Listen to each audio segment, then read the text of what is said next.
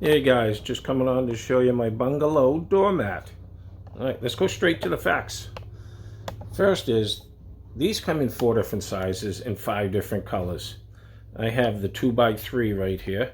It's made in the USA with pretty much all recycled materials. It's pet friendly.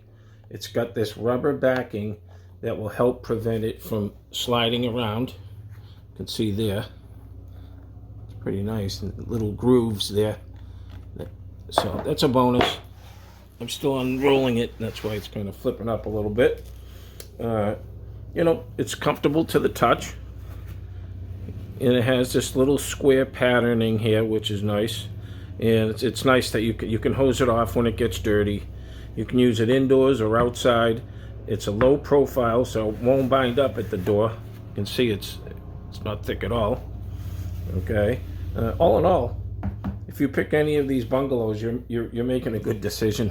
I think they're really nice. Give you an upper side view here.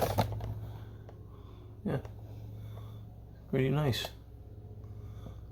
I'm keeping it.